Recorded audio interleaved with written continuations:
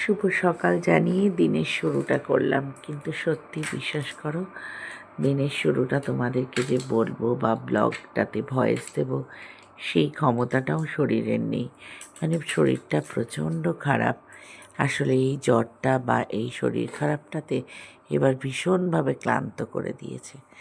তারই মাঝখানে যতটুকু পেরেছি একটু ভিডিও করছিলাম, আর একটু গাছগুলোর সামনে দাঁড়িয়ে নিজেদেরও একটু মনটা তো ভালো করে নিতে হবে। তাই চোখ মুখ দেখেই বুঝতে পারছো, সন্ধেবেলায় একটুখানি গরম গরম স্যুপ খাচ্ছিলাম, ভাবলাম একটু তোমাদের সাথে গল্প করি। কিন্তু গল্প করতে গিয়ে দেখলাম ভয়েসের সাথে আর অন্য ভয়েসও চলে এসছে।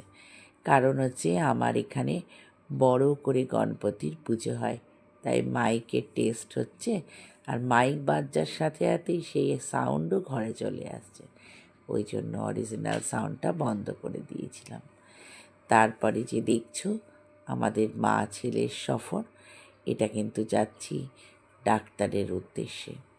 গায়ে তখন বেশ জ্বর, তবে ওষুধ খেয়ে জ্বরটা একটু নেমেছে মাত্র। তবে দেখাতে তো হবেই ডাক্তার। আর এই যে প্যান্ডেলটা, এটা আশা করি তোমাদের অনেকেরই পছন্দের হবে। এটা কল্যাণীর আইটিআইয়ের প্যান্ডেল ছিল, এক ঝলক দেখিয়ে দিলাম। তার গণেশ পুজো যেহেতু, তাই গণেশ ঠাকুরের মূর্তিগুলো কিন্তু তুললাম। কালকে গণেশ পুজো, তোমাদের সবার খুব ভালো কাটুক, আর গণেশের কৃপায় যাতে সব মনস্কামনা তোমাদের পূরণ হয়। আমিও গণেশ পুজোর ছোট্ট করে একটু আয়োজন করি, কিন্তু শরীরটা তো বিশেষ ভালো নয়, জানি না কি করে করতে পারবো। তবে বাকিটা ঈশ্বরের দান, উনি যদি চান তাহলে আমার হাত দিয়ে নিশ্চয়ই করিয়ে নেবে। তোমাদের কার কার বাড়িতে গণেশ পুজো হয় আমাকে কিন্তু বলো। অনেক কিছু খারাপ থাকলেও কিন্তু পুজো পার্বণ করলে মনটা কিন্তু ভালো হয়ে যায়।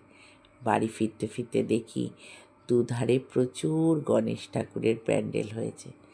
ডাক্তার দেখিয়ে বাড়ি ফিরে যখন দেখলাম আমাদের ভেতরেও গণেশ ঠাকুর চলে এসছে, মনটা কি ভালো হয়ে গেল জানো। এইটুকুই আজকে, চলি হ্যাঁ।